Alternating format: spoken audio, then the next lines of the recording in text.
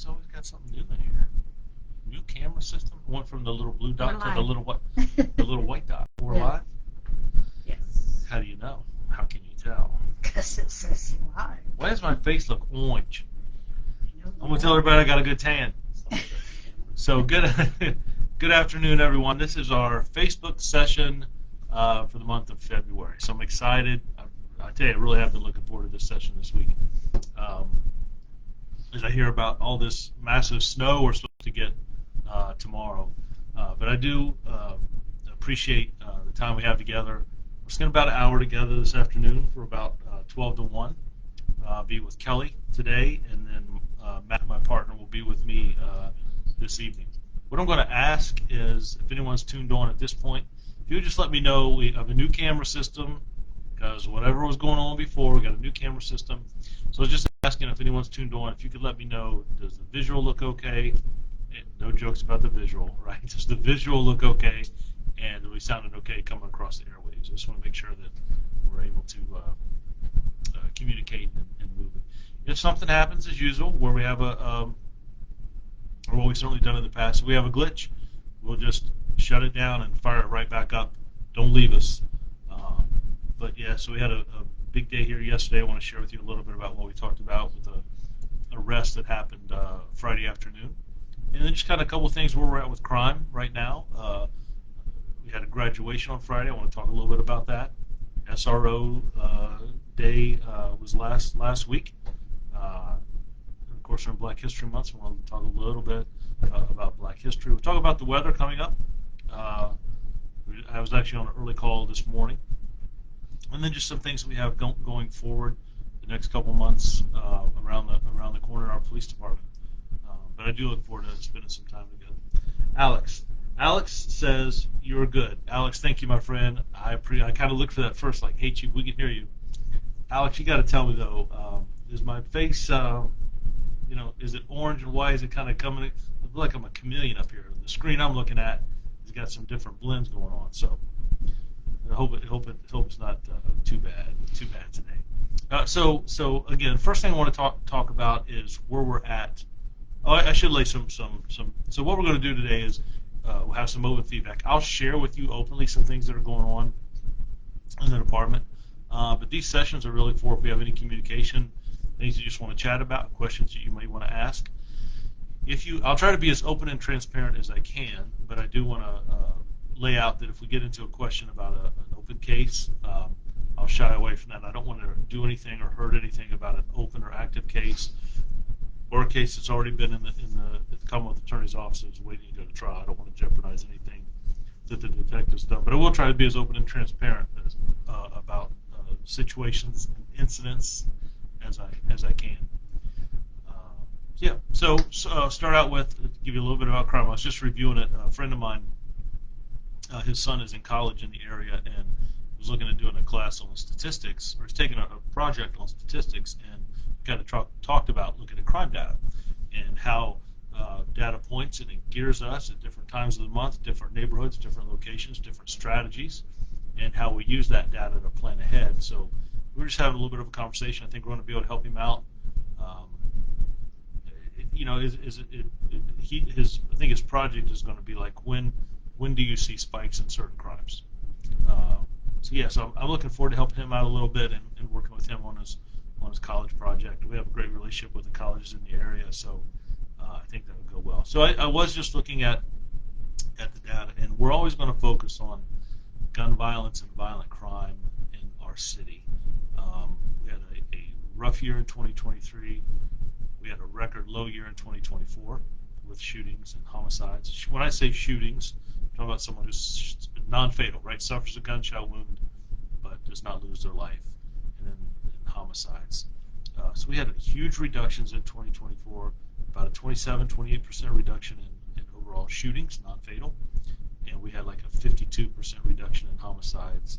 The homicide number last year was the lowest we've had in about 12 years, 15 years, and the shooting was the lowest we've had in about 25 years.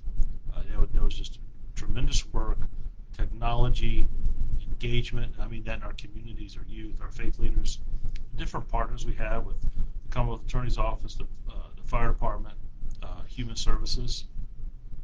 Grassroots organizations, I think, play a role. I get asked a lot, like, Chief, what do you think the one thing is? And it's really hard to pick one thing. If I had to pick one thing, it's people. It's people that do different things working together for a common good, right? Or to reduce incidents or decrease the probability of some of them happening. Intervening before something goes awry. Stopping someone from retaliation. Stopping someone from doing an act. Holding those accountable who do commit those acts. So I think people is probably the biggest factor that I would play into that. So I looked at our violent crime this year so far. I looked at it by each precinct. South precinct's down a little over 40%, about 38%. Central precinct is down about 20%, and North is down about 16%. Overall, we're around about 25-26% decrease in violent crime right now. The precincts are doing very, very well. We did have, and I'll get briefed again this afternoon. We did have our first homicide of the year. Sunday night, we had our first homicide of the year. It happened in the North Precinct. Regrettably, a young man lost his life.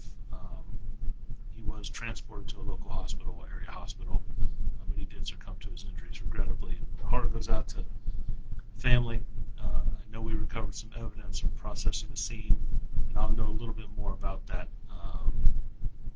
this afternoon. If there's any new leads, I'll be asking for technology, canvas of the neighborhood, of the apartment complex. Anybody heard anything, saw anything? Have we gotten any crime tips? So I'll be looking at those things as we move forward. But I am very, very pleased and thankful, right, of where we are right now with our violent crime in the city.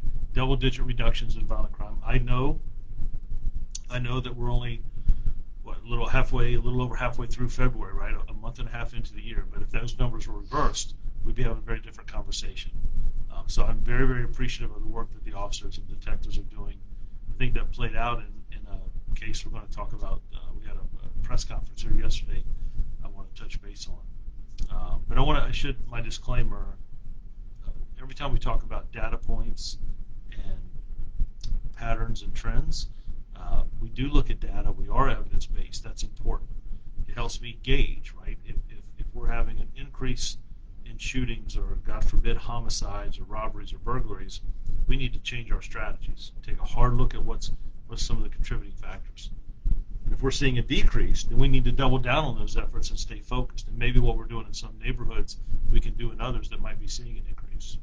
But I never lose track, focus. Those points are people, right? They're families, they're neighborhoods, communities. It's our city. So I never lose focus of that. And I hope you saw some of that yesterday in a case that we made the arrest on. I'm going to touch base on that in just a minute. And hi, Chief. Great to see you today. Don't know if you're having your chat today. Didn't know. Oh, yep, Anna, I'm here. And I'll be here from 12 to 1, and then we're going to do it again. We're going to do it again from 6 to 7 this evening, so I'm looking forward to that. Is it Layla? Am I reading that right? Layla. Good afternoon. Who do I need to talk to about information on a case? Layla, it depends on what kind of case it is. If it's a robbery or a burglary or an auto theft, I would want to talk about what precinct it occurred in.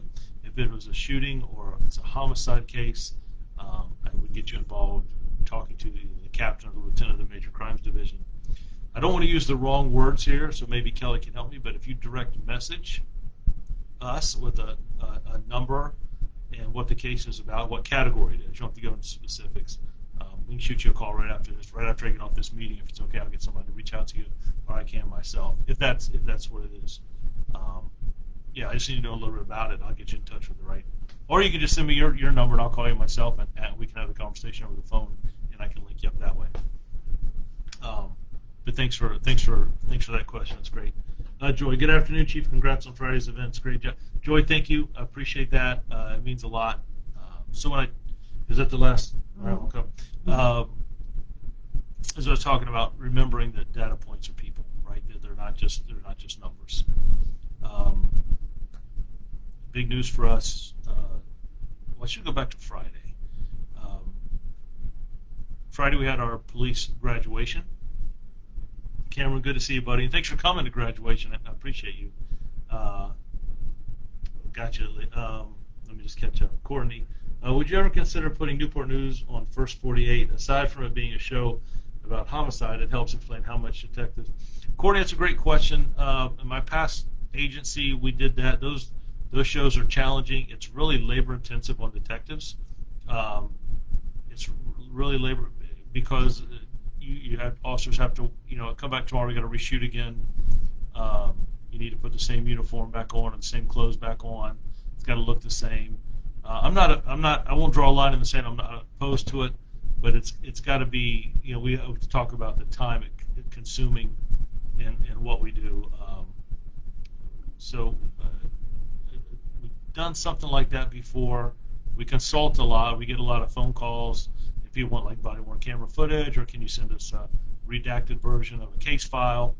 So we do that in some other ways, but I really got to have some conversation about, am I willing to pull, with caseloads that we have, am I willing to pull a segment of officers off or detectives off and have them work? It is very, very labor intensive. Now those are great shows, don't get me wrong, and it shows a lot about what goes on behind the scenes, but it is impactful. So I kind of got to manage and balance the risk. I didn't think of that. Thanks for explaining. You do a great. No, that's a great question. It's a great question. And the only reason I know that is because we have looked at that and done something like that in the past. Before I talk about graduation, Kelly, is there anything you want to add on that, or did you have something? No. Okay. I was going to say, just for Miss Layla, she's going to send us her number. Oh yeah, Layla, I see that, and I appreciate that. You send it to me, and I'll shoot you a call, and we'll get it worked out of wherever the case needs to go. Robert, as a resident of Culpeper Avenue. I'm sorry, hold on. So I will tell you, as Kelly scrolls back up, when the text come in, sometimes the page jumps. So you may hear me say, Kelly, can you scroll back down or scroll back up, just so I can get caught up. So it's no problem. I just wanted to share that with you. I didn't want anybody to think, oh, did he not see my text message? It's not like that. As a resident of Culpeper Avenue, we have a huge problem with speeders cutting around speed bumps on Turlington. Yep. We have not only an autistic child, but maybe other small children. Someone is going to get hurt. Please help us. Thank you. Robert, thank you for the heads up. I'll make sure that the North Precinct gets that. We talk a lot about the complaints that come in, and you believe it or not, speeding is really the number one complaint that I get right now, which is a good thing. I'd much rather get that than some of the other things. But it moves around so much. I really want to have a concerted effort.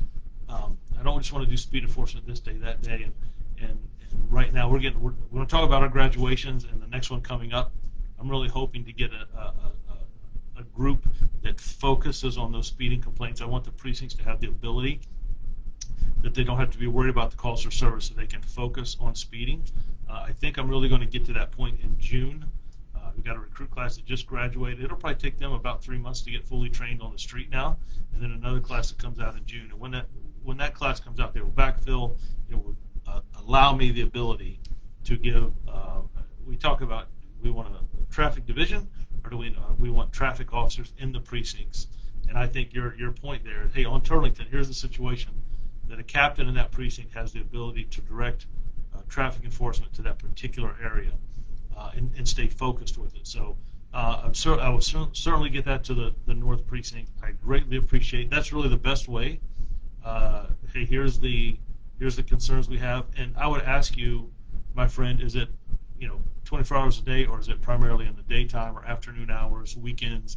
Just if you know, and if not, that's fine. But the more information we have, it kind of helps us put some things in place, if you will. Mark, you all are incredible. Arresting the guy who murdered Kira and Chloe is such an emotional situation. Thank you for the various law enforcement agencies and incredible detectives. Mark, I'm going to hit on that a lot today. When we get through some of these posts, I'm going to come back and talk to you a little bit about that press conference and graduations, and ask you and explain to you why I talk about them together, because they happened at the same time. And there was only a handful of us who knew both of those situations were going on. Right, we were at graduation, but we knew this situation was happening, and strategy-wise. So on graduation day, my mind was going a little bit different places. Jessica. Jessica. Hi, Chief. It's Jessica. Jessica, how are you? Can you shed some light on the arrest warrant for Carlos Johnson, specifically the blood found in his apartment? So, Mark, Jessica, I'll cover both. So first, let me paint the picture, if you will. We had our academy graduation. 23 new recruits graduated last Friday. We started at 10 o'clock. These lasted about an hour and a half. It was a great service. It was a great interaction. We had a youth speaker. We had the Warwick High School Choir sing the national anthem. We had just showcased an officer that had been interviewed by a mainstream media outlet. We showed a little bit of that clip, and really our message was, don't quit. Write your own story. Don't give up. Do things that make a difference in this community. And the little acts of kindness and support go such a long way as they start their career. But while we were going through and the judge was swearing in and we were giving out badges and families were pinning their loved ones, we also had talked at length with the Commonwealth Attorney about an arrest that had been quite some time, very, very elaborate and labor-intensive investigation, which started out as a missing person, Kieran Chloe Johnson, and later was investigated as a homicide. So I will tell you, once we got notification that we were good to go, warrants were obtained, and Mr. Johnson was arrested and taken into custody about, Kelly, about 12:30, So right as we're finishing graduation, we knew, we got the message that, okay, go ahead. We had people in place. It was very strategic. We had 2 or 3 different options of what we were looking at. But when we were given the go-ahead, we used one of the strategies we had in place. A traffic stop was conducted. I would call it a high-risk stop. Some people may call it a felony traffic stop, but he was taken into custody without incident, right on interstate, right there at the J. Clyde Morris exit, without incident, and was taken into custody and charged with first-degree murder of Kieran Chloe. And we had that press conference yesterday. We'll talk a little bit more about that. So it was really 2 things in my mind that were going at the same time. I wanted to make sure we had a great graduation and those recruits got their day that moment. They've certainly earned it. Nobody gave them anything. They earned it after 7.5 months of training and community engagement. But then also a case that had been weighing on me ever since I came to Newport News. So once Mr. Johnson was arrested, and he's not the husband, right? They just happen to have the same last name, although Chloe, that is his biological child. So he was arrested and processed, and we had that press conference yesterday. Yesterday. We talked about it on Friday to set things in place for a press conference on Monday. Even though it was a holiday, it was important. But we knew there were some things we wanted to follow up on over the weekend. For me, and I think Mr. Gwynn as well, it was very important to reach out to her family. I got to talk to her twin sister, Tier, who I remember meeting when I first came to Newport News. It was the first family that I met. I remember Mr. Gwynn talking to me about them. We sat down. I still remember her in her military uniform, if you will, or fatigues, and we just was briefed on the case and told a little bit about the family. And that was almost a year before I got here. So it had been 7 or 8 years that this case had been worked on. And I could certainly understand frustrations, and certainly understand, why so long, right? But we only get one shot, and regrettably, we have never found their bodies. And I know that's hard. And those cases are very, very hard. So there's a lot of things that go into play. And you get a tip, whether it may be something or not, we still have to go down that avenue. So interviews, technology, catching up with potential witnesses, all those things came into play. Then there's some setbacks, and I will tell you, I think Amber Rogers and Aaron Thornton did an amazing job. Sergeant Ross at the time, now Lieutenant Ross, who took all that and put all those books. I don't know if you saw the press conference, but there were about 20 or 21 binders that were about this thick of information and statements and evidence and process to go through. So I'm going to get to your question, Jessica.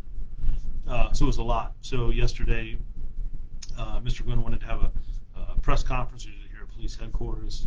Our Attorney General, Jason Miyares, came down as well. He had allotted, I think it was 2 or 3 attorneys to work on the case with us, and as things came through, right, hey, they're going through, hey, we'd like to follow up on this again. The places that were searched, the number of man hours, it was just very, very intensive.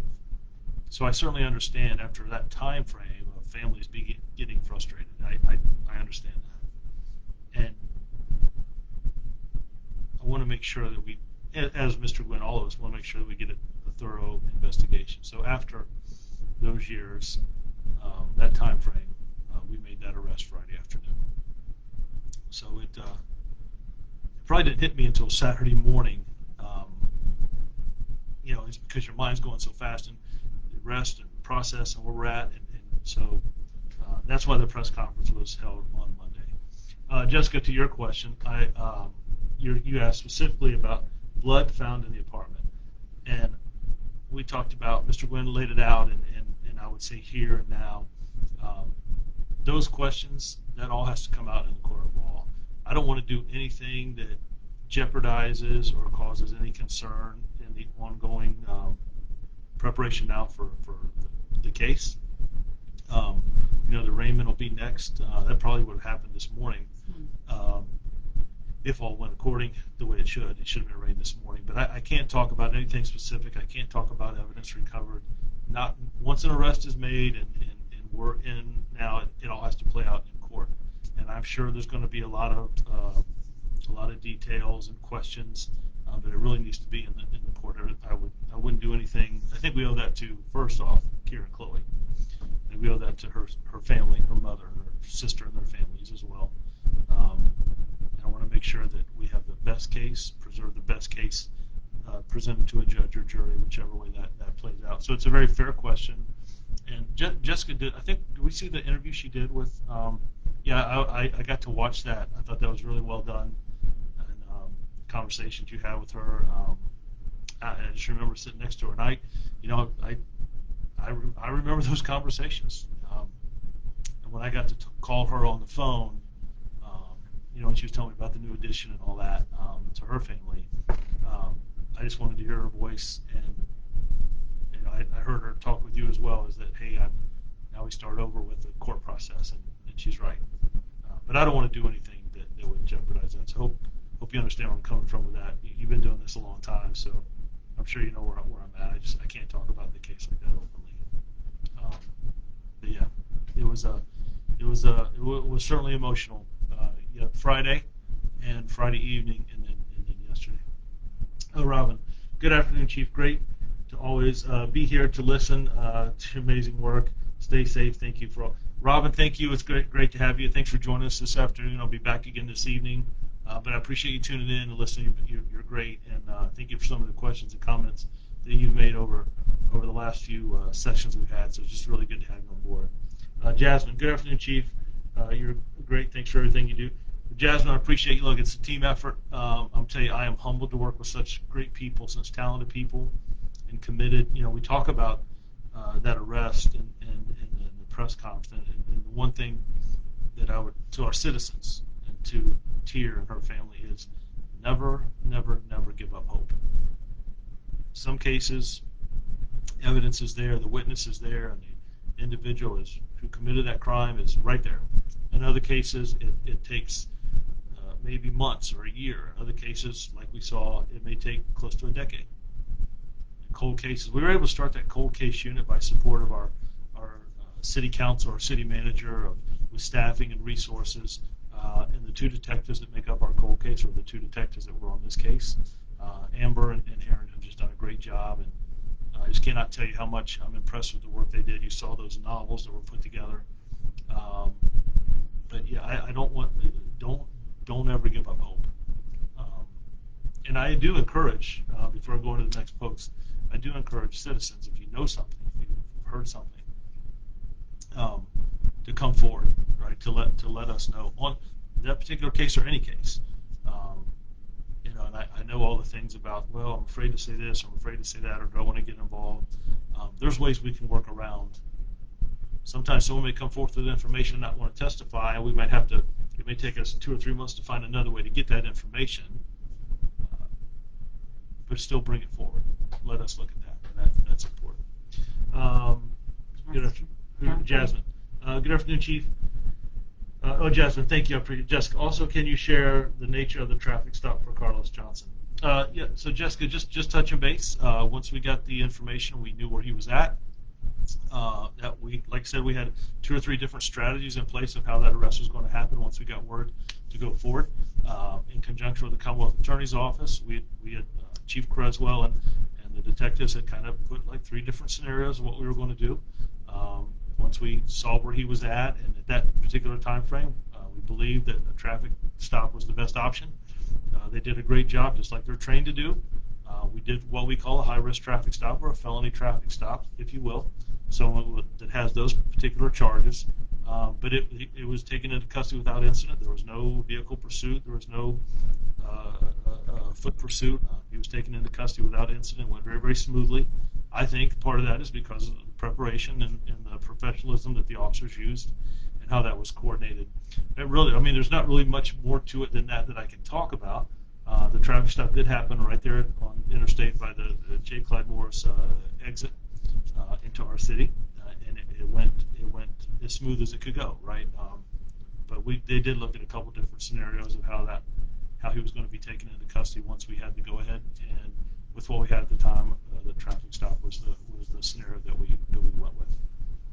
Hope that answers your question. Joy, will he be tried in Newport News or Hampton since she was last seen at Buckrow Beach? So Joy, I will tell you that the trial will take place in the city of Newport News. Hampton originally started that investigation right as a missing person, but evidence led us here to our city, and so the case will be tried here in Newport News.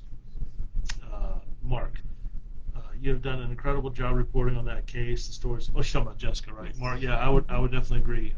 And again, it's a very, very hard, touching, because we've never found them. The loss of a child, mom and daughter. There's just so many different factors later on. That's hard, and she definitely has covered very well, and respectfully. Estevita?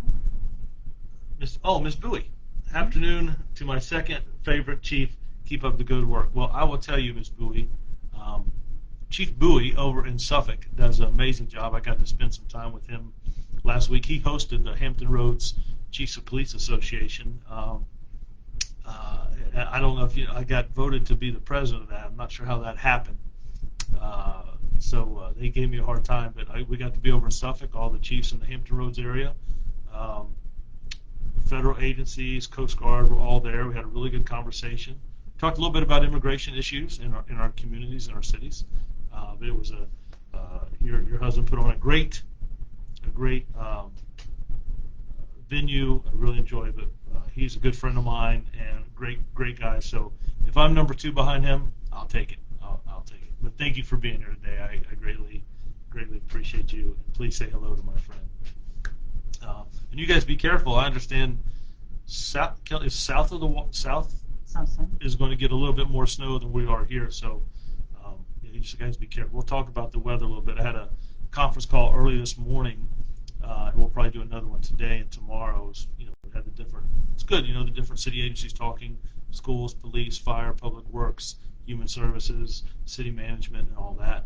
Deciding, just making sure that our citizens and services are still good to go with this weather that we're going to get hit with. So, but Ms. Bowie, thank you. I greatly appreciate that.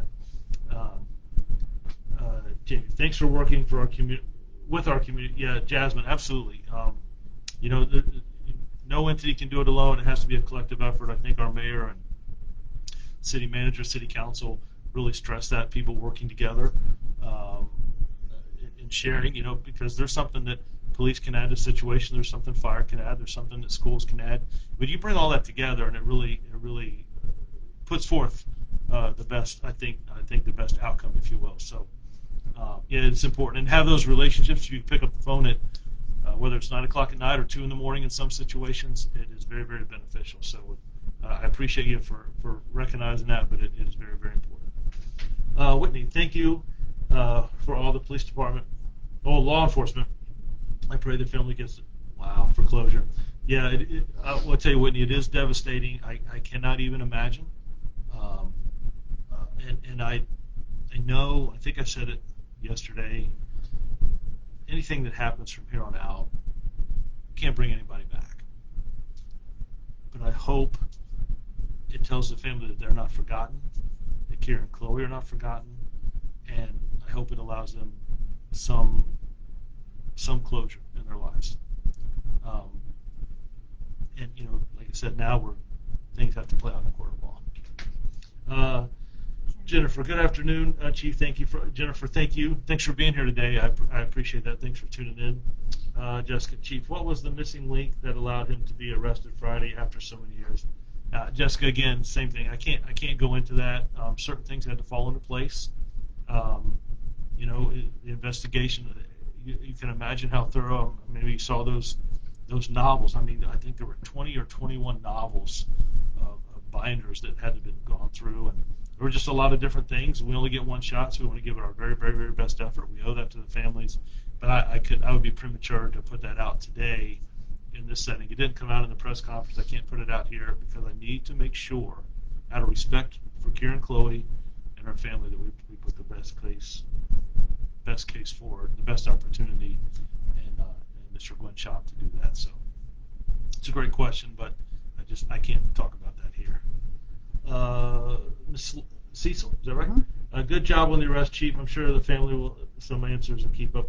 Yeah, see, I appreciate it, Cecil. It means a lot. I certainly would wish things could have certainly been different for that family, and all the families that we had our first homicide of the year. Sunday night. So like I said, I'll get a deeper brief and I shift some focus on talk to me about this particular case and what happened here. And we had a really good run. God has really blessed us. There's a lot of people, churches that are praying for this department, this community, and I really, really, really appreciate that. So it means a lot. So thank you, my friend. Need to get life on or chair. Need to get life or chair. Talking about who? Oh, he's talking about Lonnie. Lonnie, I'm going to leave that one alone. Jessica, thank you, and I appreciate that. I know you understand, and I do appreciate it. But you did a really good job, I thought, on the interview the other day. I got to sit and watch that. Great job on graduation and the arrest, Chief. Yeah, so let's talk about graduation for a minute, if you'll bear with me. I'm not bragging. I was just so excited. I really, really bonded with this class.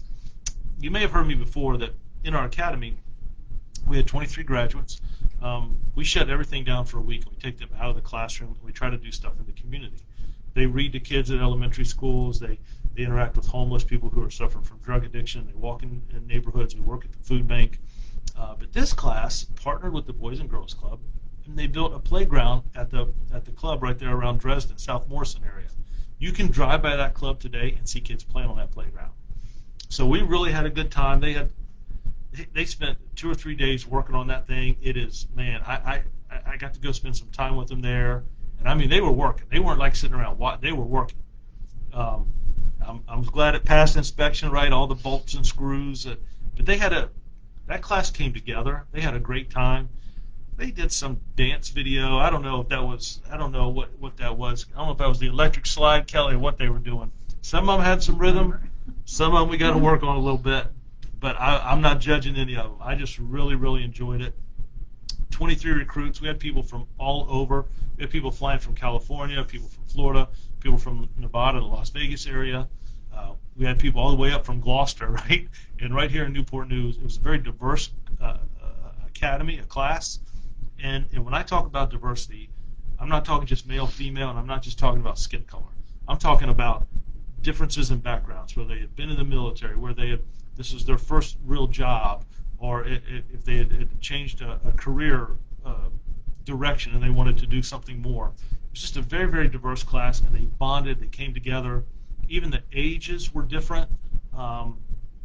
Had some individuals that spoke Spanish. We put a little message out to our Spanish community as well, because we're gonna police and interact and protect all of our citizens, right?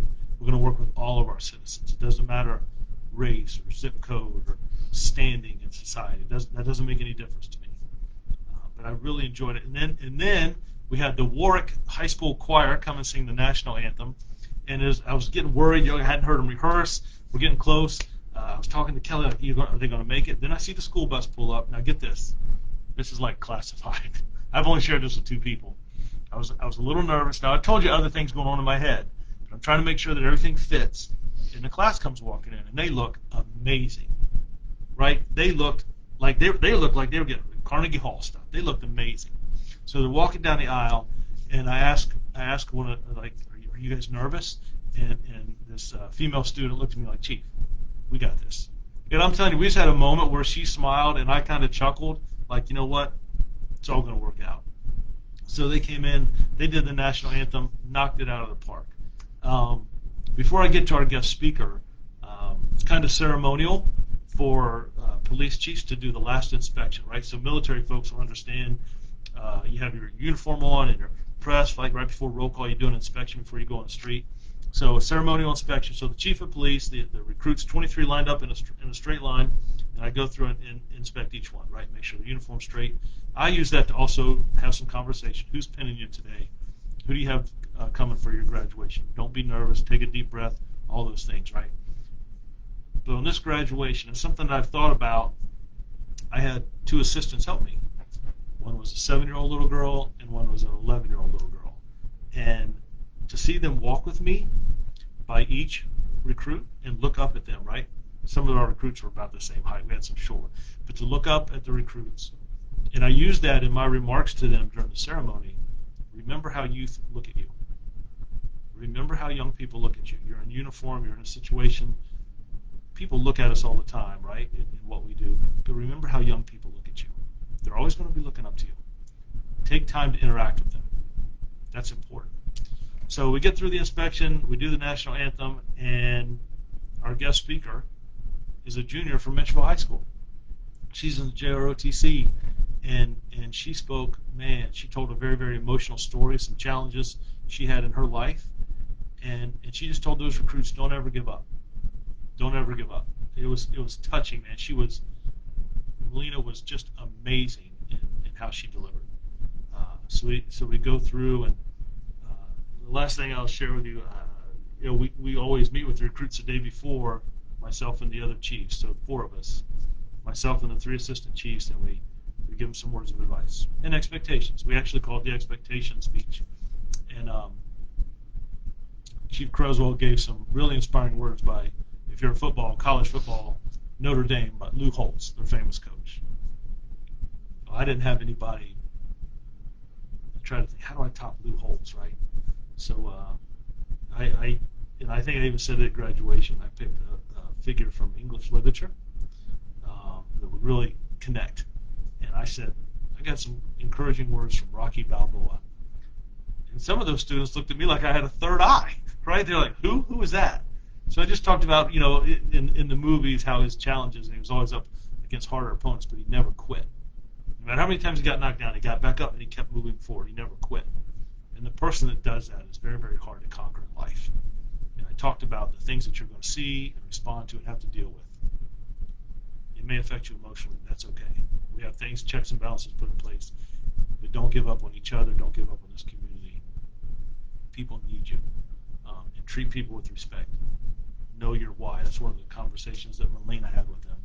So it was really great to see them graduate and get their badge. It was just a great ceremony. We had a great turnout.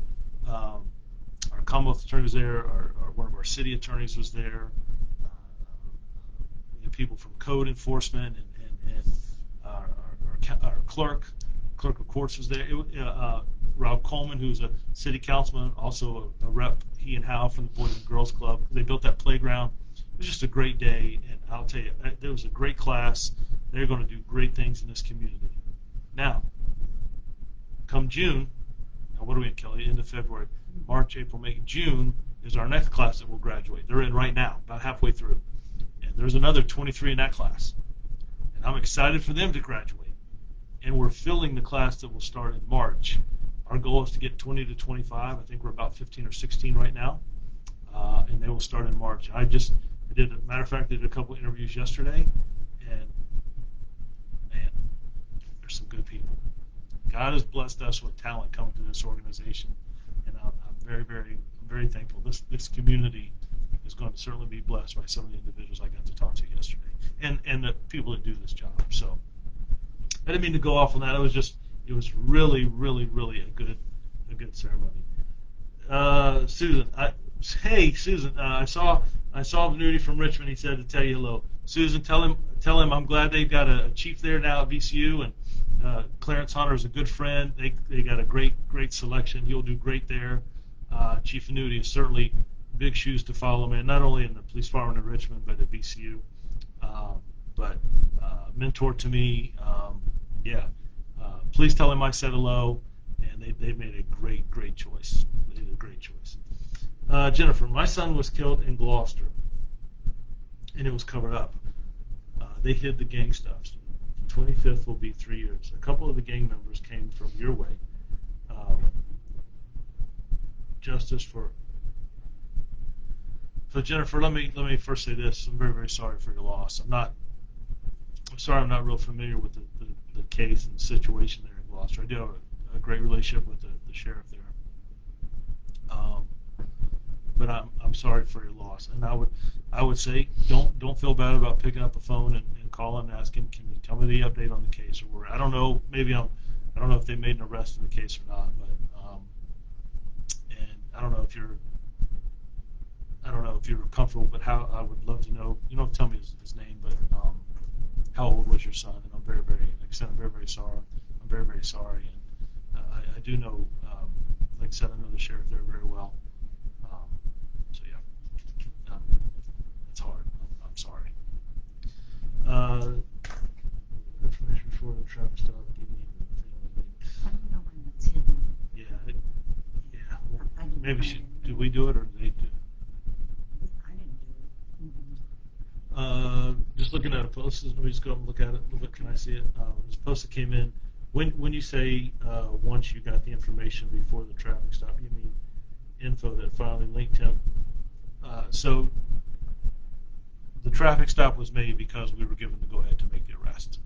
The arrest was going to happen. It was just finding out what way he would be taken into custody. We'll leave it at that.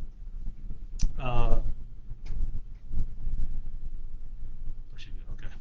Jennifer, okay, I got you. Thank you. Joy, can you say if Carlos Johnson was armed when arrested, it was a blessing that the traffic stop unfolded so smoothly? Now, I'm not going to get into anything in the vehicle or anything he had on him. I'm just going to say he was taken into custody without incident, meaning there was no act of resistance. He gave up, surrendered, I guess, right? Whitney, Rhoda Young report. Auntie Rhoda Young, I'll get it out. Rhoda Young reporting live. Come ask some questions we, the people, want to know. That was from her, looks like, to her aunt, who's Rhoda. So Whitney's asking Rhoda a her aunt, question. yeah. Okay. So. Okay. Well, Whitney, I hope I read it right, and I'm not sure I'm understanding it. Kelly's trying to explain it to me because I'm not the most fluid with the Facebook and the different posts. So I hope I'm reading that right. I'm not sure if you're asking me a question or not. Courtney, with these high-profile cases, how do you shut your brain off when you get home? That's got to be tough. Courtney, I don't know what psychologist you're talking to, but that is a great question. How do I shut my brain off? So sometimes, I said I'd be honest and transparent. Kelly should kick me under the table. Sometimes it's hard. You think about the things going on in the community. You think about particular cases. I worry every day about the men and women who do this job. That the day, evening, and midnight. There's no downtime. Right? It's 24 hours a day, 7 days a week. Things are happening. So I pray a lot for their safety. I have a strong faith. Thankful for our chaplains and our pastors and churches, citizens who come up and tell me they're praying for the department. But I think we're all human, and I think we have to have that balance. It's kind of like someone worries about their kids or their children, or people they're responsible for, their parents. That means there's people in this department of different ages, right? They matter to me. And when I was interviewing some recruits yesterday, 4 new individuals that want to join this department, they matter. The men and women who do this job matter to me, and those that will leave their own homes and families to come and serve and protect others, they matter to me. With the weather coming up, they're going to leave their families and they'll be out here in our community. People will still dial 911, I promise. There'll still be regrettably, there'll still be some traffic accidents and fender benders. But people that do this job matter to me. The things that they see and respond to that I wish no one ever had to. The time that they're on their day off, they have to come back in for court, or they're on their day off and they come back in for a protest or demonstration, if you will. They're on their day off, and 200 plus officers have to come back to make sure we have a safe marathon in our city coming up. They matter to me. So I think you have to get to a place where, when you've done this for a while and you start to, you have open conversations. You pray a lot, you think a lot, you appreciate the people when you see them, tell them good job that they did, whether it's through a video or being in a crime scene or seeing them as you're walking into a building or walking out. But you have to take care of yourself as well. And I tell you, I have a lot of officers that will call and just text me and check on me, or call the chief and just checking on you. I also talk to a lot of the other chiefs in the area. We just had an event downstairs with technology, and Chief Newdigate, Chief Jones, or Chief Newdigate, Assistant Chief from Norfolk, Chief Jenkins from Portsmouth, folks from the ATF were here, and just a good, we have a good support group around you. I think those and people like, Chief, hey, what do you like to do? What do you, peace and calm. I was talking. We require all of our new recruits to go on a ride along before we hire them. And I was talking to one yesterday, like, Chief, I rode for 10 hours. It was kind of boring. There wasn't a lot of calls. I'm like, hey, a boring day for you is a good day for me, right? But then also friendships and people that you associate with. Stay around positive people. People that care about other people, that have a heart for other people, have compassion and empathy and understanding. People that are honest with you, that you can have good conversations with, and sometimes just being there to listen. I think that's how I take a step back. I have a lot of pastors. I'm just Pastor Tony Clark, Pastor Swan, Pastor Smells, Pastor Riddick, Bishop Riddick that call and check on me. Other Wow Church calls and checks on me. Mitchville Baptist, Pastor Rainey checks on me. We have a great group of chaplains in our department that call. Chief, you need anything? Just checking on you. Just want to check in. All those things kind of help me. But I'll tell you, when I got out of graduation and heard that the arrest had been made, that was Friday. It wasn't probably till Saturday morning that I was like, wow. I had this, heavy, and was able to set it down for a minute, so it was good. So that's a great question. Thank you. Lots of meditation, maybe. Joy, that's great. Yeah. I got to be careful though, because people will think I'm sleeping around here if I start doing that. Right? I got to wait till I get home. My assistant will be like, "Hey, what are you doing?" Yeah. No, Brittany's great, and you know what? And the people that I work with, right? Brittany, my assistant, Kelly, in her shop here, I spend a lot of time. We talk a lot after hours on the weekend. How are we looking in the media? What are some concerns that our citizens have? Brittany, what's the next thing? I don't want to get left behind. I want to make sure that we're up to date. I just signed some forms today that it speeds the process up. It keeps going. So, no, absolutely, meditation definitely works. Susan, Diet Mountain Dew. Susan, you're right. If you see Venuti, you can tell him give him one from me. Tell him it's on me. Absolutely, that's a Diet Mountain Dew is matter of fact, just for you, Susan. Kelly, we'll take a 20-second break. You know me too well. Are we all caught up? Mm-hmm. So, I started off today. I had an early morning conference call with our city, just looking at some different things. With this weather that's coming, is the city going to open? Is there going to be a delayed opening? We'll make sure our students are safe with road travel. I talked to that's good, Susan. I talked to Chief Rogers a lot to make sure the safety of our citizens, our school kids, make sure people coming to work. We may have to go pick up some dispatchers and bring them in. because we don't stop. It keeps moving.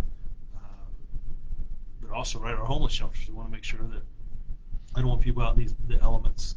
That greatly concerns me. I just want to make sure that our community and citizens are safe. Um, and that's how I started my day. And we look at whether we open up our emergency operations center. We want to make sure that we have people, someone from the fire, police, and emergency management, or the city officials.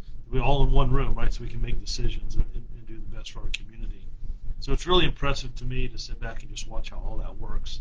I play a small role in a bigger picture for our citizens and our community. So I don't want to forget a couple things. Last Saturday was SRO Day, and I'm sure someone out there is saying, "What does SRO Day mean?" That's a great question. I'm glad you asked me. School Resource Officer Appreciation Day was last week, and I'll tell you, we have 13 school resource officers. They don't get the credit they deserve. They do an amazing job with keeping our schools safe and building relationships, interacting with youth. I have a big passion for youth. You probably could tell that just from being at graduation. We got a high school choir singing the national anthem, a high school student giving remarks, giving a speech. And I will tell you, if you don't follow us on Facebook, if you get bored, and you go back and look at any promotion ceremony, any award ceremony, any memorial service, any graduation, any national night out event, we always have a high school student as a guest speaker. I'm trying to send a message to youth of this city that they matter to me. But I also want to send a message to men and women who wear this uniform that youth matter. That's our future. And all of us made mistakes. All of us had people that helped us along the way. But I do have a passion for youth. Now, I was telling one of the recruits yesterday, I was interviewing, that sometimes they drive me crazy, right? But they matter to me. We assist with the STARS program, which is a youth program about allowing students to take part in an actual law case where they do some role playing as prosecutors and defense attorneys, and some of the officers here really get into it. I got coaxed into playing a role once or twice. We won't talk about that. Certainly no awards were given to me, I can tell you that. But officers and judges and attorneys get to work with young people as they learn a little bit about the legal system and putting on a case in front of a judge. Absolutely, shout out to Officer Booth at Woodside. Yeah, so Cameron, one of our former young adult police commissioners from one of our high schools, there, if you see that post, he's talking about his school resource officer, and Booth does a great job. I'm telling you, officers that there's a certain relationship with those school resource officers and the students they work with. They become friends, they become mentors, they become advisors. I have to share a story with you, right? So we took the recruit class that just graduated, and about a month ago, maybe a month ago, we took high school kids, our young adult police commissioners. We're supposed to have 24. We got like 40. I don't know where the other 15 came from. But those kids are the best, man. They matter to me. We've got them in a room and they're having this conversation, and one of the students says, I reach out to Sergeant Goss for advice. I like talking to him about things that are going on in my life. And that impacted Sergeant Goss. I heard how he responded. I should have told you. I had to call Dr. Mitchell, our school superintendent, and apologize, because there were about 6 students who skipped school. Is that the right word, Kelly? Who adjusted their hours. Can I say that? Took a little time off. Took a little time off. Yeah. And attended a police recruit graduation. Police officers graduating, recruits graduating, becoming new officers, right? And a group of high school kids came there to see them graduate. Now, I promise you, those recruits there's a reason I go to every high school graduation at the end of the year. I'm just going to support them. I don't get up and speak. I'm not on stage. I don't have the fancy robe on.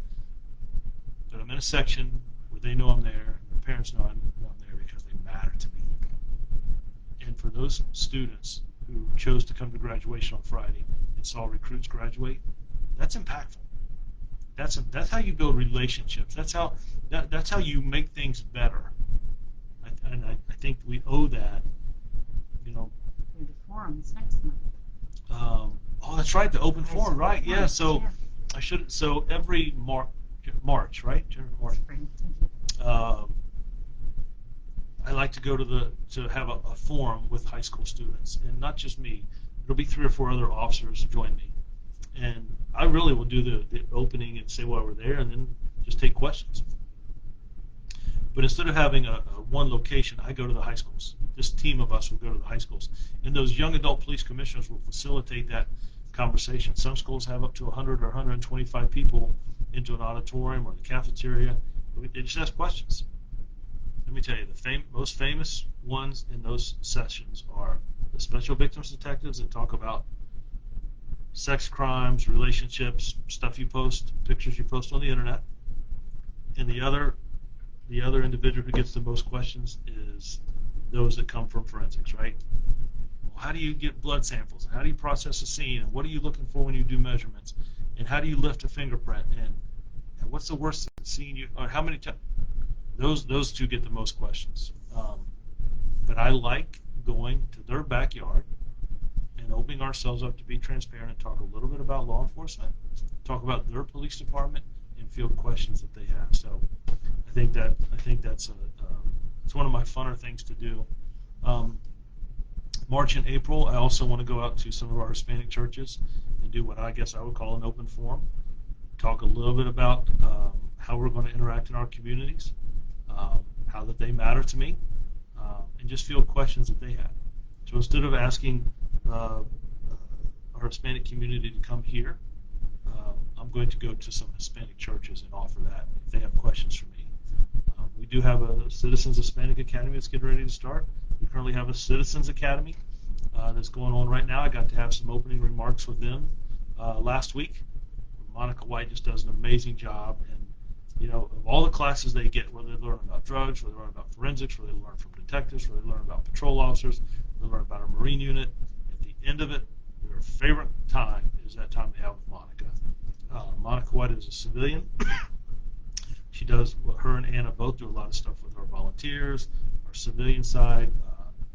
Miranda Eccles, they all work with the recruits in Community Week. And it has so evolved. It's so evolved. They also work with our high school kids, right? We meet them every Wednesday, by the way, the high school students. Every Wednesday from like 3 to 5, 3 to 6. We feed them. We feed them. We feed them. We have really good discussions, right? Whether we'll go to the food bank, whether we have questions on debate, whether the media outlets come in and talk to them about how to do interviews. We're walking in the community when the weather gets warmer. They'll help me with the forums. We talk a lot about how they see society through their eyes, how they look at police officers through their eyes, and we learn. We learn from them. And I love those kids, man. Cameron, you know, he's got a special place. Cameron was one of our young adult police commissioners in college now, and he still has very, very close ties. Kayla, Laura, I mean, it's great kids. They're great kids. And I think that's how you police better. I think you build relationships and you can conquer just about anything.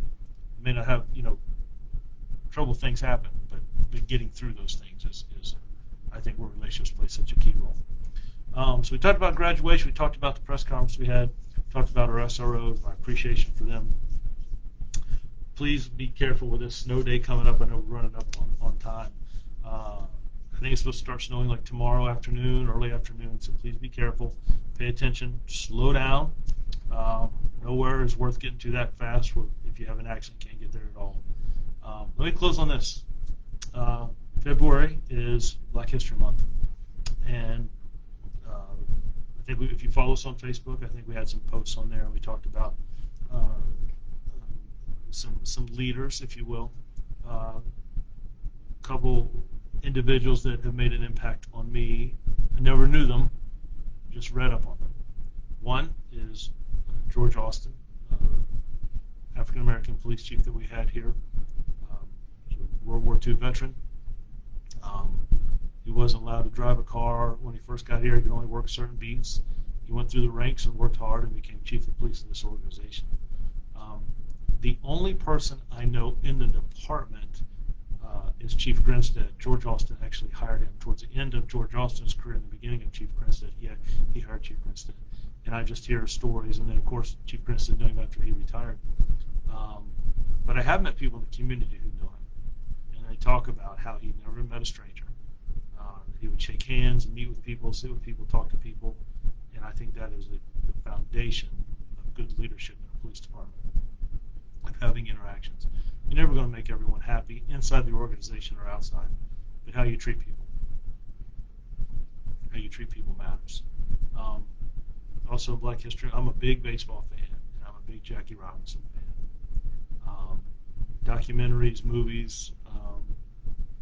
I started studying baseball and reading biographies when I was in elementary school, and Jackie Robinson has always been an inspiration to me, not only because of challenges he faced being the first African American professional baseball player, but challenges with race, his own teammates, and how he won them over through, again, like Rocky Balboa, if you will.